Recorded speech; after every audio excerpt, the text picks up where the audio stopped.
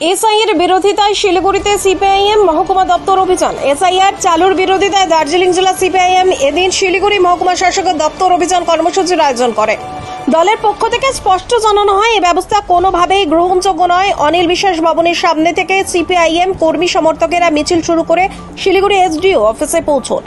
সেখানে দলের এক প্রতিনিধি দল মহকুমা শাসকের সঙ্গে সাক্ষাৎ করেন। পরে তার মাধ্যমে নির্বাচন কমিশনের কাছে একটি স্মারকলিপি পাঠানো হয়। নাম করে যোগ্য ভোটারদের নাম খারিজ করা চলছে না, চলবে না। এই দেশ জুড়ে এসআইআর লাগু করাচ্ছে। এসআইআর নাম করে দেশ জুড়ে যোগ্য ভোটারদের নাম বাতিল হতে দিচ্ছি না, দেব না। এই দেশের যোগ্য নাগরিকের নাম বাতিলের প্রতিবাদে আমরা আজকে পার্টি থেকে এসআইআর নিয়ে গোটা দেশ জুড়ে বিহারের ইলেকশনের পরে এসআইআর শুরু করে 65 লাখ মানুষের নাম বাদ দিল। তারপরে হচ্ছে একটা দেশের সব জায়গায় মানুষের মধ্যে একটা আতঙ্ক ছাড়িয়ে গেছে। আমাদের রাজ্যতেও আমাদের জেলাতেও মানুষের মধ্যে আতঙ্ক আছে। বিভিন্নভাবে এখন থেকে দেখি হয়রানি শুরু করেছে। কার কি ডকুমেন্টস আছে, কোথায় কি আছে শুরু করেছে। কে কোথায়কার নাগরিক পূজাও শুরু করেছে। যদিও ইলেকশন কমিশন নাগরিকতা দেখার অক্তিয়ার মধ্যে পড়ে না, তাদের আওতার মধ্যে পড়ে না। তার জন্য হচ্ছে আলাদা মানে আমার এই সিটিজেন অ্যামেন্ডমেন্ট অ্যাক্ট আছে, সিটিজেন অ্যাক্ট আছে 1955 অ্যামেন্ডমেন্ট করেছে, সেটা আলাদা একটা প্রসিডিওর। ওটার বর্ডার জুড়ে তো বিএসএফ আছে, কোথা থেকে আসে কি আছে সেটা তো ওইভাবে দেখতে হবে। কিন্তু আমরা আজকে পরিষ্কার বলেছি, আমাদের সাধারণ মানুষ, গরিব মানুষ বিভিন্ন জায়গাতে বসবাস করে, যাদের এই ভোটার লিস্টে নাম নথিভুক্ত আছে, একটা নামও এসআরসি নামে, এসআইআর নামে কিংবা এনআরসি নামে বিভিন্ন ধরনের এই হয়রানি দিয়ে একটা নামও বাদ দেওয়া যাবে না। জেনুইন ভোটার্সদের নাম যে নথিভুক্ত আছে তাদেরকে বাদ দেওয়া চলবে না, সেটা আমরা পরিষ্কার বলেছি।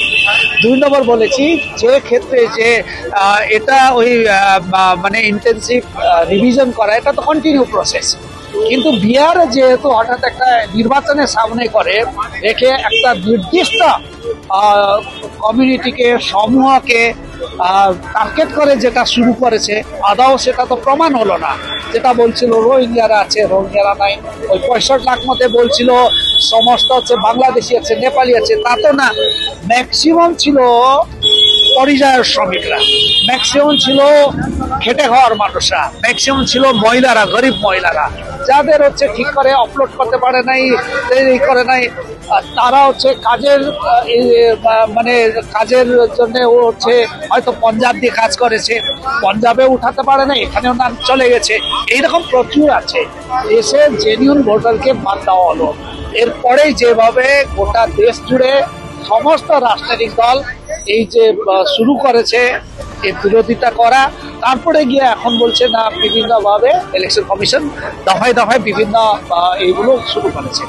আমরা একদম পরিষ্কার, আমাদের বেঙ্গলে কিংবা আমাদের দার্জিলিংয়ে যখনই করবে সমস্ত রাজনৈতিক দলের সঙ্গে কথা বলতে হবে। বিএলও বিভিন্ন রাজনৈতিক ভাবে তারা হচ্ছে মানে ইনফ্লুয়েন্সিয়াল, তারা ইনফ্লুয়েন্ট হয়ে আছে। সুতরাং রাজনৈতিক দলের কেউ বিএলও থাকে, তার ইন্টেনশন হচ্ছে বিভিন্নভাবে এই করা। সেটা আমরা পরিষ্কার করে বলেছি, সেটা যাচাই করতে হবে। যারা মারা গেছে ভুয়া ভোটার, তাদেরকে বাদ দিতে হবে, সেটা রিভিশন এই করার কোনো অসুবিধা নাই।